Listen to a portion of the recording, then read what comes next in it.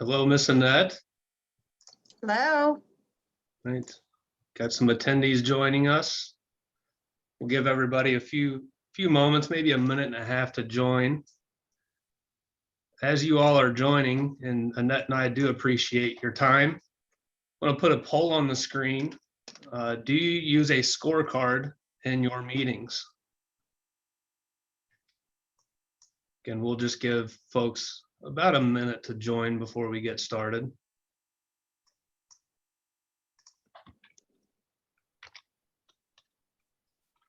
And that, as you're going through the slides there, it's updating on the screen. I'm sorry, I apologize.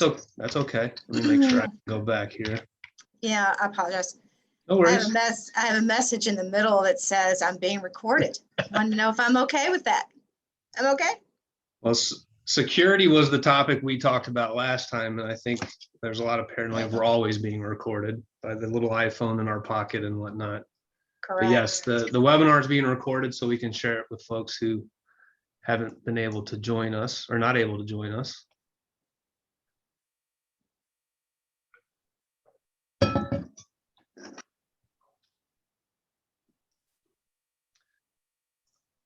Thanks, Brian.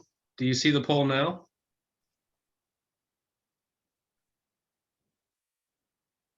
I see it, John. There we go. All right. You guys can take just a moment. Are you using Scorecard in your meetings? I've built things to run meetings, and I probably use answer B in this case. I don't always use what I've built in the past. But we are a couple of minutes after 11:30, and would you like to get started? Yes, go ahead, John. All right. So let's end the polling and share the results. Is that about what you expected, Annette? Actually, I didn't think that many people would be using scorecards in their meetings, so that's pretty good. Well, awesome. We'll dig into it, but it looks like at least 3 people will be doing some really good education on, and probably showing a couple who said yes, some good tips. So I'm going to stop sharing the results. Drop down here. Everybody, thanks for joining Annette and I. Today, we're going to go through a quick introduction for those of you who are new to ABS or Oasis. We'll tell you a little bit about who we are and what we do. Annette's going to give us an overview of EOS, the Entrepreneurial Operating System, go into some specifics about building your scorecard. We'll talk a little bit about where ABS and Oasis are, where our journey is, our trials and triumphs, some scorecard examples, and go in a little bit about how you and your business can access data to build your own scorecard. We'll save time at the end for questions and answers, but down at the bottom of your Zoom screen is a Q&A box. As Annette and I go through this, I'm going to be making sure to pay attention there and squeeze questions in as we go. We like this to be engaging, as conversational as we can make a webinar. So please post your questions there, and we'll field them as they come in. So who's speaking to you today? I'll start with myself. My name is John Clark. I've been with Advanced Business Solutions for 16 years. The vast majority of that, I was a technician and led an operations team, and now I'm responsible for business development, which is new sales, account management, and marketing. And I appreciate Annette joining us today. Annette, would you like to introduce yourself? Yes, thanks, John. My name is Annette Manius, and I'm the president of Oasis Solutions. And we have been in business for 30 years and based in Louisville, Kentucky, but have customers all over the country. Excellent. So before we get started, again, with why you're here to talk about a scorecard, I just want to give you all a quick overview of ABS. We have been in business for 25 years. Our goal is to help people. We're a customer service company who delivers IT. We do strategic consulting, professional services where we come in and do projects for companies. But the vast majority of our work is 24/7 managed IT services, where we're providing help desk, tier 1, tier 2, tier 3, VCIO services, data analytics. And as recently as about 2 weeks ago, we invited you to come listen to Myself and Tucker speak about cybersecurity. And if you missed it, we do have a recording that we can share, but a little bit of the highlights. We talked about how sophisticated cybercrime is getting, and the worldwide cost is going to reach about $10.5 trillion by 2025. We talked about clients transitioning to the cloud and the modern security threats and how that's changing the way that we should be looking at securing our businesses. Insurance providers and our clients are kind of forcing that change. We see a lot of the times when you go to buy cybersecurity insurance, the companies that are providing that are requiring multi-factor authentication or various higher level security measures so they don't end up paying out after you get breached. We are advising our clients and you watching it at home or in your office to adopt the NIST cybersecurity framework. This was created by the government based on the idea that if you follow this framework, you're doing about everything that you can to limit your risk to those breaches. And finally, I tell anybody and everybody that I'm talking to about security, general liability coverage is not enough. You should definitely have a cybersecurity insurance policy if you plan to rebuild your business after a breach. If you do want the recording, Falana, I believe, might be including that in the follow-up to this. You can also reach out to me directly and I can get you a recording or follow up on any security conversations you might have. Annette, quick overview of Oasis and let's get going. Okay, perfect. So thank you, John. I appreciate it. And I love all the cybersecurity points there because they are all true as a business owner. So I'm with Oasis Solutions Group. And again, we've been in business for 30 years. And we have about 500 clients in 36 states.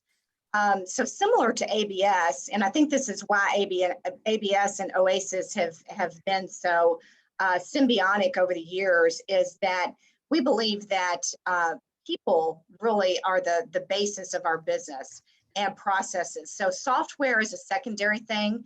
Software has to work for you, but who you work with in your implementation or with your assistants really is the foundation of it. So on our staff, we have mostly, I'll call them recovering CPAs, MBAs, former CFOs, controllers. And why that's important to our customers is that we understand software, business management software, as well as we understand business. So we've been in your shoes, we've been behind the desk of where you sit. So I think that makes a difference in the software that we support. And our project managers have about 350 years combined experience on managing projects with new software implementations or any kind of projects that our customers have offer that we can do for them. So today we are going to pull out one piece of EOS. So EOS is an entrepreneurial operating system. So some of you all have heard of it. Some of you all probably use it. But yes. You want to ask if anybody's heard of it? Yes, thank you so much, John. Thank you. Let's throw that up there. Give you guys all right, gals a quick second to let us know if you heard of EOS. If not, Miss Annette's going to teach us all about it. I've heard a little bit through Vistage and some of our clients that we support. Aaron from your company tells me a lot about it. ABS has adopted some things in the way we run our business. And it looks like we got the majority of folks answered here. Now we're at 100% and share results. There we go. So most of our audience is well educated maybe on this. So there we go. Perfect. Thanks, John. I appreciate that. Mm-hmm. So we will, that's good. A lot of people know what it is. There's a few people that don't. So we're going to talk about not the whole operating system. What we're going to do is pull out a piece of it. So what you see here on my screen is 6 key components that EOS incorporates into the system. We're going to talk about the data component today. but there's a lot of different pieces to the EOS operating system that helps you operate your business. And so we'll talk about that in a moment. There's again, I'm not going to read these to you guys. You all can read them and you're going to get this slide deck, but you have to have vision. People are really important. Your data, issues, making sure that problems are solved in a timely manner and that your processes are good, and to get some traction on those, the vision and the processes as well. So we're focusing today on the data. So, it's interesting because data cuts right through the feelings, the personalities, the opinions, the egos, and boiling it down to objective numbers. So sometimes it's a little bit difficult to do, but it's really important in your business. And we're going to talk about what that looks like. Time for another poll.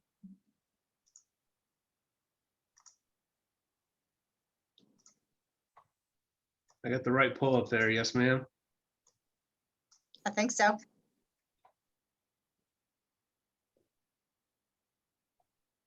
What software does your company use to pull business analysis data?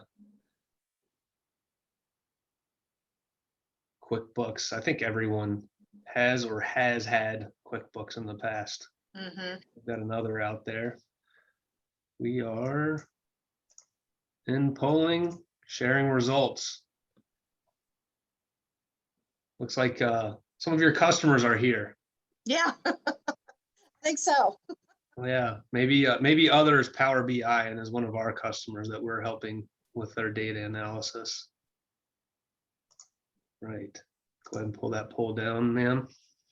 Okay, perfect. Thanks, John. That is helpful to know where everybody is. So have you heard of EOS? And the poll previously said that some of you all had, some of you are familiar with it. We had a couple people said, what the heck is EOS? So we're going to talk about that a little bit. The biggest part that we're going to talk about today is using a scorecard in EOS and collecting that data. So a scorecard objectives, and I'm going to show you in a minute some examples of scorecards, including ours, it's to align your business activities to the vision of the business and to monitor that performance against the goals. So it helps us to, in our weekly leadership meetings, a scorecard helps us to see the key metrics that we're using to manage the business and what they look like on a weekly basis. And what's interesting about it is the way we do it, we can go back and look months backward to see how things are going, how it's progressing. So there's different components of a scorecard. So you have financials, and for everybody, this is going to be different. So some people might track how many prospective customers are in your pipeline.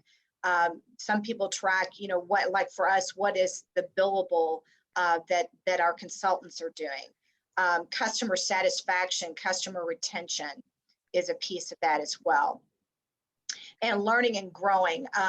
So important for the competitive edge. So we have to learn how to have good retention and satisfaction. We do customer polls quite often. Some people on the call have probably seen some of our polls. That's how we measure, are we doing a good job or not? So those are types of things that are presented on our scorecard and that we talk about on a weekly basis. And then of course you have operations. So depending on what your operation is, you'll see a scorecard on here that has inventory and product development and those types of metrics on their scorecard as well. So it depends on what type of business that you're in. So again, your components are going to be very specific to you. So John, I wonder what kind of data do you all at ABS, what kind of data do you look at when you're thinking about the metrics that you use? Well, we have about 4 or 5 different departments inside ABS. And the first thing that comes to mind is right outside my office, and that's our service department. We have TVs that surround the entire service department that's telling us what's going on with our ticketing at real time. So every call, every email that comes into ABS is tracked via our ticketing system. So we visualize that. We have things like what you were talking about. What is our customer satisfaction rate month to date? How long has it been since this ticket has been opened? From when we resolve it. So we're trying to throw those red flags more on a real-time basis. We've got an account management team that is looking at trends of our clients. How often are they being interrupted with IT problems? Where can we find ways to get ahead of those, fix the root cause of those problems? We have a sales team that's looking at typical sales metrics. What opportunities do you have? What are the probability of those to close? We're doing that not really in silos, but as individual teams, and we've yet to mature our scorecarding. Of course, we have a flash report that tells the executive team, myself, and a couple of others, and Mark, our owner, what's going on financially. But what I know you're getting ready to show the audience, I think I'm going to learn just as much as they are about how to bring all of that into one high-level scorecard. We're doing much better than we were in the past. We had about 5 or 6 places we would have to find that data. But that's kind of how we're doing it. Not a scorecard, but definitely looking at metrics and key indicators through each department. Okay, great. Well, good. That's good. Glad you're being proactive about the data. So I want to talk about some things not to do when building your scorecard. So some of these things we learned the hard way, as most businesses do. But one of the biggest things is you don't forget to get buy-in from senior leadership. So you want to sit down with every key person and discuss what they believe the company needs to focus on. So what I've seen with some of our customers, they will sit down with just like a couple people and say, okay, this is what we need. For example, with new software, this is what we need. Well, when we go back in there and we do a little bit more discovery and you start talking to other people, they have other ideas about really what the need is, because they are more at the front lines maybe. So you want to make sure that everybody's involved in, what needs to go on our scorecard. So, and I'll tell you, we've had 5 or 6 iterations of our scorecard, because we thought we needed to look at this data, and then we started looking at it and said, well, this really isn't something that needs to be on a scorecard. So, and you'll see that in a moment. One of the other things you don't want to do is don't overlook creating an overall strategic plan. So you don't want to just hone in on a scorecard. You need a bigger plan, a bigger strategic plan. The scorecard just helps you to understand where you are in that plan. So you want to make sure to have a strategic plan behind the scorecard. And then don't copy scorecards from other companies or generic templates. That will not help you. So that, I'm going to show you some examples of scorecards from different people that we know, and you'll see how different they are. So it has to be very, you may look at the format of it, but the content of it needs to fit your business. So you don't want to try to fit your business into a template that's there as well. So you can read different books about scorecards and they'll all show you templates, but you want to make sure it's your own. And then also talking about strategic goals, you want to make sure you have action plans for your strategic goals. So you might have a goal of, a revenue goal for the year. Well, how are you going to get there? So your scorecard will help you to understand in increments how you're going to that goal, so that you can see it, so that you're not surprised at the end of the year and say, oh, we didn't meet our goal. You should know as you're going along, and a scorecard will help you with that. Don't communicate internally at irregular intervals or only quarterly. So years ago, before we were doing scorecards, we were gathering data similar to what John was saying, and we would have the data, but we would only look at it irregularly, maybe every quarter, maybe every 6 months. Well, by that time, the data is stale. It's old.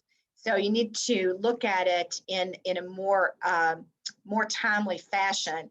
John talked about having TVs in their offices and seeing that data real time. I think that's really great. That's great. And then you also need to kind of distill that down and put it onto some type of a scorecard or something meaningful that you can look at the data and say, what are our metrics there? So it's great to have the data, but you need to meet and internally analyze the data as well. This is an interesting one too. Don't dump data on your team without discussing its meaning. So we've seen that in our own scorecard, where someone will come to a meeting and go, what is that? Why did we ever put that on there? What's the meaning of this? Does this piece really matter to us? Does it truly have meaning? Can we have good conversation on it? So you need to make sure that it's something that everybody understands why that data is there. Annette, how frequently does Oasis review their scorecards? We review our scorecard weekly. So we have a Thursday, 1 o'clock on every Thursday for an hour and a half. And we go through the scorecard and review. Basically, what we're looking at is, were there changes in some of our metrics from maybe the prior week or the prior month or that type of thing, and then see if there's red flags there. So it quickly lets you see that there's red flags because we're reviewing it every week. So what's interesting, that's a great question, John, because I've had people say, wow, that's a lot of time every week, hour and a half. But I tell you, it has really helped us to hone in on what we need to improve and what we need to do to run the business. I think it's really helped us. So an hour and a half a week is not, plus, we have some time in that as well. So I would say 2 hours a week, mostly, so sometimes we come away with to-do things and we need to for each of us to bring to the meeting the next week. So, yeah. While you were talking there, Annette, Brian, who I am 98% certain does use EOS at his business, asked the question, maintaining scorecards can be time consuming, especially for daily or weekly metrics.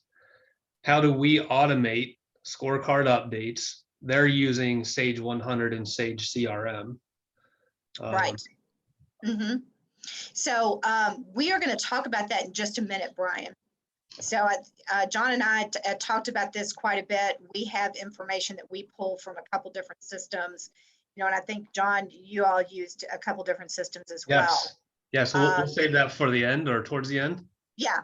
So we're going to kind of talk about how you bring all that together, different ways to do that. So then you also don't want to create a strategy and file it away until next year's annual plan. I tell you, before we started working on we did an EOS light, and that was okay. And then now we're doing the full EOS, but we would have a strategic plan, and gosh, it was beautiful. It was beautiful, but we never looked at it until the next year, and we go, oh, who has that plan? Where'd that plan go? So you want to make sure that if you have a strategic plan, it's a living document. Your strategy continues as your business goes along. So think about last year. We had a great strategic plan until March 15th hit. And then it's like, oh, so your strategy quickly changed and continued to change over the year. So it's got to be something that is a living document that you're going to review often. Yes. So John, I think you had talked about ABS. You guys have, these different systems, but you're not really pulling it together and looking at it in a scorecard way, right? Correct.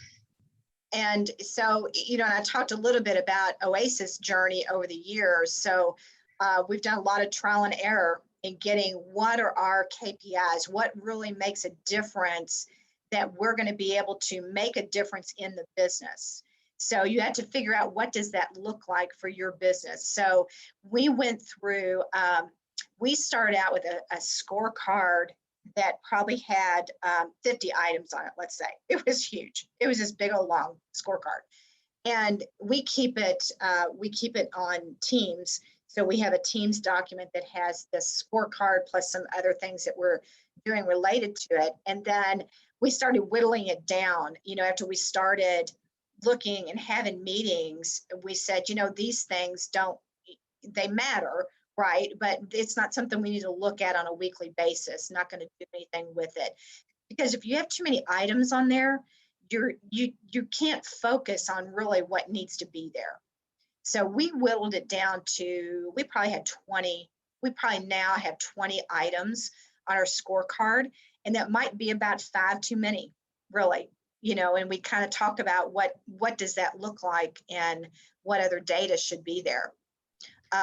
Do you recall, Annette, how long it took you to go from to distill that down from where you started to where you're mostly comfortable at that 20? I would say it was probably over a period of 6 months, maybe, might have been a little bit longer, at least 6 months. So, in the beginning, when you're building it, you're just throwing everything out there. It's like throwing it at the wall. You're throwing everything out there and saying, yeah, this is important. We should look at this. We should look at that. But, then you come down to distilling it down to say, what are we really looking at? What really is important? But, so in the beginning, I thought that we should, have our scorecard as the scorecard. But what I realized is it is dynamic, and it goes on maybe pieces of your business, add things onto it. We're adding a couple different, Oasis adding a couple different service things now that we'll probably add on to the scorecard to keep track of. So it's a very dynamic thing. It's a lot of trial and error. Annette, you talked earlier about the do's and don'ts, and one of the do's was get feedback from everybody versus a CEO or a VP like us just saying, here's our scorecard, folks, let's go. Can you elaborate on your all's exercise of how you went and got everybody's thoughts and opinions for that starting point? Yes. So we have a leadership team there's 7 of us that several of us are owners, and then a couple of I shouldn't say just, but our practice manager is very important. And they have, we've listened to the people who are what I would call on the front lines, right, that don't sit in that weekly room and say, what's important to our customers and what's important to them. Because that's a piece of the business too, is what's important to them as employees. And that goes onto our scorecard as well. But the biggest part is they hear and see what's going on with our customers. And so I think that's why it's important to not sit in a room with management and figure it out. So does that answer your question? Yes, ma'am. Okay. So this is actually, yeah, it's pretty close to what we have now. This is Oasis Scorecard. So we have, these are the metrics we look at every single week. And you can see the dates across the top. And then we have an average. And then we also have put on here, the goal is there too. So of course, different things, some things don't have goals to them, obviously, but there's things like billable hours, non-billable hours, things like that for us are going to have goals to them. So what we decided after we looked at different people's scorecards, that we wanted something that was very simple. So this is very simple. It doesn't have a whole lot of, you'll see one I'm going to show you in a minute. It has a whole lot of color on it. And when I look at that, it's like, whoa, it's too much. But some other people might like it. But what's nice about having the color is if you had a goal and you said, oh gosh, we didn't meet the goal, maybe it turns it red. So that's something I've seen people do too, where they look at only the red things. That way it allows you to only look at things that need attention. So that's one way to do it. So we look at it, and we don't discuss every single one of these every week. We look at it, our goal is when we come to the meeting, we've already reviewed this by ourselves, looked at it and said, oh, are there any questions that we need? And then if we see anything that we see seems off, then we discuss it. But if everything looks, because you know what your business should do, but it's a quick snapshot to say, yeah, everything's on track, or oh no, it's not. And what are we going to do about it? So, and I'll tell you, thinking about last year with the pandemic, this was extremely important. I was glad that we were already in this mode of doing this, because it really helped us to see what was going on, and if there were any issues, because we didn't know. I mean, nobody knew what was going to happen during the pandemic.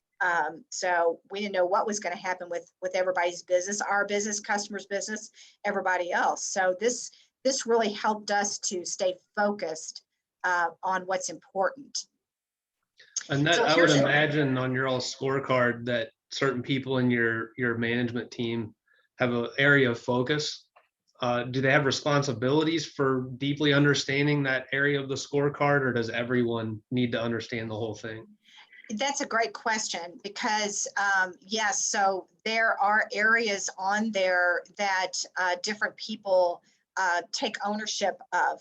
So if I think about our scorecard and how it's distributed in ownership of it, I own the financial data. So we look at open accounts receivable, open AR, that type of thing. So I own that data. So I have to make sure that data is right, and that I understand that data when somebody asks me questions. Why is our AR so high? Why is it, that type of thing? I have to understand that. So I come to the meeting with that understanding of those numbers. Same thing, William on our team, he is in charge of the billable numbers and some of the other things that are other metrics that we have on there. And I'm telling you, if you ask him a question about why does this look this way, he knows exactly why. So it's not, oh, I don't know if that number is really right. So, we're all making sure that the data that's there is real and that it's correct. Good question. So here's an example of another scorecard from another company that we work with. And I like this one too, because it's divided up. So you see it, accounts receivable, inventory, support renewals, payroll, that type of thing. It has a little bit more data on it than we like to look at, but they like to look at like their AR 1 through 30, 31 to 60, so it's a little bit more detailed than what we're looking at it. So we can drill down and get that data if we want it. So if somebody said, well, our accounts receivable, what's in our 60-day bucket? We can get that data pretty quickly. So everybody owns that data and comes with that data. So this is an example of another scorecard that's there. Here's one that I was telling you all looks like a Christmas tree. So, I think this is great, because things that are turning red are the ones that draw your eye to it, and you're going to look at those, and so you can set up the goals compared to what the actual is, and those items turn red, and that's what you're looking at. So all the green ones you might not even pay attention to, because they're fine, they're going along the way that they should to the goal, and everything's good. So, and you'll notice on this one, going back to John's question, the first column says who. So who is in charge of this data, and who is going to know the detail behind this data? So that, I thought that was a good thing to add to there as well. So this is an interesting scorecard too. We started out trying to do something like this, and then we decided that the colors were just too much. So decided not to do that. So we just look at plain data. So we're accounting people, I guess. So some of the scorecards, some of the things that you might want to think about putting onto a scorecard. These are some of the things that we've seen, people that we know, businesses that we know, and even some of our customers, we've talked to them about scorecards and things, because we like to know what's important to them too. So it just depends on what's important to you, on your sales activity, your operations, maybe your technology initiatives and things like that. So that, again, it's your scorecard is very specific, very personal to your business on what you want to measure. So it's interesting to me when I always see people that have inventory, because we don't have inventory. So what kinds of things that they are measuring, which makes sense. And then of course you have, if you're doing some type of a production or manufacturing with that inventory, the things that you would have. And then customer service things, of course, for us, and I'm sure for every business, customer service is a big piece of that. It needs to be a big piece of that to measure how your customer service is, and are issues resolved, and that type of thing. Again, it goes back to how you're collecting that data. So, if you think about, I want on my scorecard to know how many returns I had, for example, if I had inventory, you've got to be able to collect that data in your system to be able to report on it also. And then of course, marketing activity. We don't, on our scorecard, we don't look at marketing activity on our scorecard. We have marketing meetings a couple times a month. So it's not something that's on the scorecard. We look at that and report that in different ways, but it's not something that's that we report on a scorecard. Of course, your financials. So it depends on how often you want to look at that, the revenue for the week or the month. For us, we look at every week, the billable that's been there for every week, and we don't look at revenue per employee for the month. We've kind of looked and talked, honestly, talked quite a bit about that, looking at revenue per employee for the month, but just have not said that is an important metric for us at this point. Maybe it will be at some point, because we kind of keep bringing it up, but don't just throw something on a scorecard that you think, oh yeah, we should be tracking that, when it really isn't relevant to your business. You have another poll, John? I do. It's our final poll of the day. And there it is. Does your business need critical attention? Software does not give me what I need. I think ABS sometimes fits in that boat. IT challenges, including unresponsiveness. And I'm all set, but thanks for asking.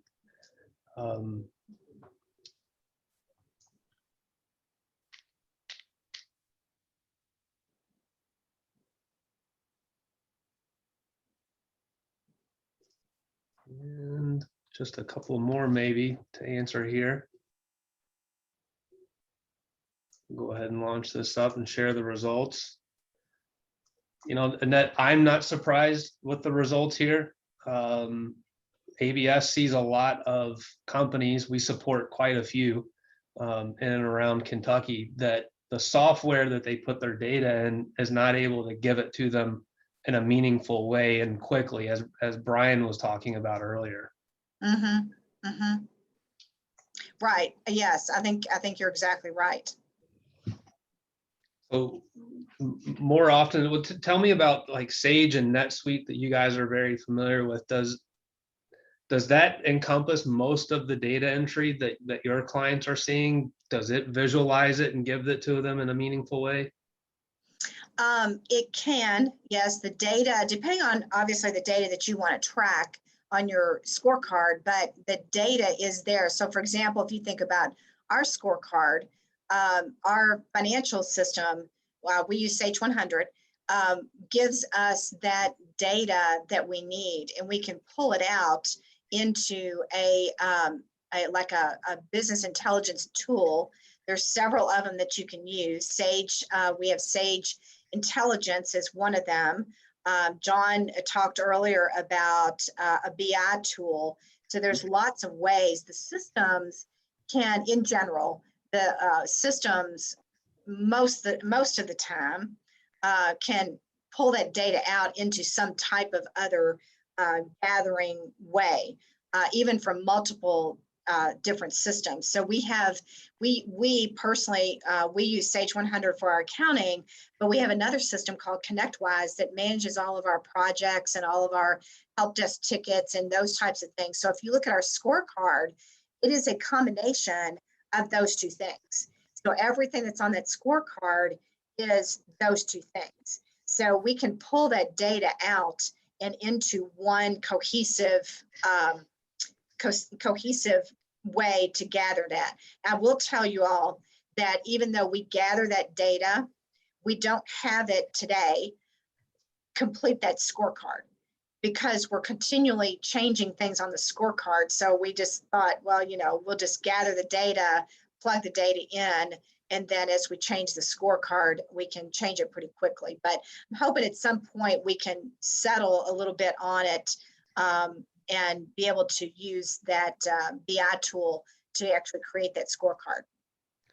So, ABS has been using Power BI, which is a Office 365 product, to help our clients with that. So kind of what Brian was saying, and I might take a few assumptions for him, is each one of these applications that we're using, we can report out of it. And the reporting may be good enough, and we may have to do some manual manipulation or take that info and put it into a spreadsheet. But what we've been able to do for clients is take all of those databases, connect them into Power BI, really massage and understand the data, make sure that there's integrity in the data. We all have sales teams, and I don't know about you guys, but I'm always questioning how accurate my sales team's data really is compared to our service team. But we're able to pull all that information together, visualize it in Power BI into these scorecard-like things. We've done that in our account management area, which has really just kind of transformed what we're able to give our clients. And we're doing that for our customers, helping healthcare places know where should they be opening their next location. You can even pull data from publicly provided data, socioeconomic data, reference that against what you have. There's a ton of power in our data that we already have, not just for scorecards, but for trending and future business decisions. Yeah, that's right. So, depending on what system you're using, you should be able to pull that data out. I always say if the data is there, if you're capturing that data, you can get that data out. So it's just a matter of having a tool that would allow you to do that. And there's a lot of different ways that you can slice and dice that. But Power BI is a good way to do that. Definitely. I'm kind of reminded of the processes that you guys always talk about. If there's not a good process to get the data in, if it's garbage in, it's garbage out, right? So Right. having the process to get the data in and reliable is a huge part of this. Right. That's true. Do we have another poll? I don't think so. Let me check. Let me not share the previous poll. That's the last I see was the last poll that I put up. Okay. So kind of winding this up a little bit, how to know if you're winning or losing. So, and we talked about this a little bit about shifting your perspective. And I'll tell you, when we've been in business 30 years. When we were first in business for the longest time, I thought the financial statements were the way to look at the metrics. But when you look at financial statements, they are, by the time you get them, they're old. If you have someone, a controller, CFO, whoever it is in-house that's doing those for you, it might be 5 days or maybe even sometimes 10 days after the end of the month. And those are lagging indicators, where a scorecard, if you review them often, is a leading indicator. So I think that's the difference between the two things. So I talked with someone this morning, a CFO and new to a business, and he said that the person that was in that position before, they thought that the leading indicator was just that there was cash in the bank. So it's like, well, yeah, that's helpful. It's good to know that there's cash in the bank, but there's other things that need to happen there, to know, a leading indicator if there's an issue. So I go back to last year.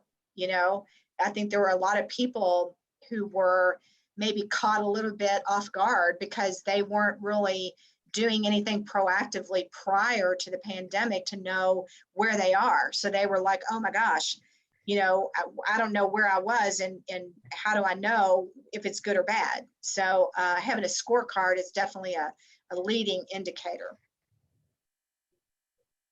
And again, why does it matter? And I've seen this also with customers over the years, is that if you're not looking, so I've seen what happens is we've had customers over the years that have gone out of business. And a lot of times when I've seen that, they've almost been surprised. It's like all of a sudden cash is bad and AR is bad and AP is bad. And it's like, how did you not see that? You should have seen it, months or years ago, before you got into that situation. So a scorecard to me helps you to make sure that the business is not in trouble, that your financials are not going to go bad, that 1 month, and I've seen people too, customers say, gosh, our financial statement this month was horrible. Like they're surprised. And I'm thinking, why would you be surprised? You shouldn't be surprised.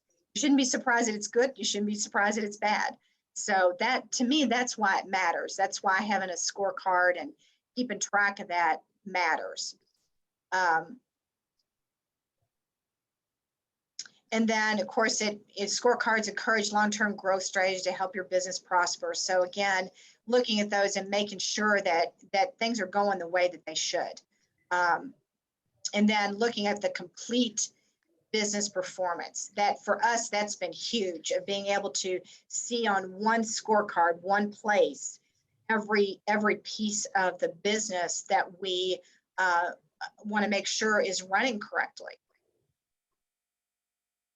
And then it helps your team move forward and adjust vision and strategy quickly. And again, I want to go back to last year.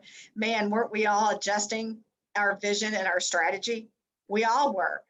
And once you got over the initial, oh no, what is this? We all had to go, okay, now, we need to adjust that vision and strategy. And the challenge for me, when I think about last year, is we had no idea how long that was going to last. Was it 2 months, 3 months, a year? What was it going to look like? And then when you get out of the pandemic and you start getting to where we are this year, what does that look like? What's your strategy and your vision for coming out of it as well? So a scorecard helps you to see all that. Well, here it is. So importance of being willing to adapt on the fly. So I think we all adapted on the fly for sure. So, but I think it's, when I look back at it, it was a good exercise for the team to be able to see what an oh no looks like. And that, yes, your scorecard, and the way you're talking about it with the pandemic, I kind of liken it to our clients who had a nice solid IT foundation were able to pivot quickly. If they had modern firewalls, they could just buy VPN licenses very quickly, and they were able to react and keep moving on. If you didn't have that scorecard, would you have been able to react swiftly from a business standpoint, like with your strategy, or be able to look at that financial data quickly? Would you think that scorecard is part of that foundation that helped you react? Yes, absolutely. Absolutely. So, and we watched it, meticulously every week. So we were definitely honed in on different areas on there because of the pandemic, but that scorecard gave us a history. So that's the one thing it did. It gave us was a history of what it looked like pre-pandemic.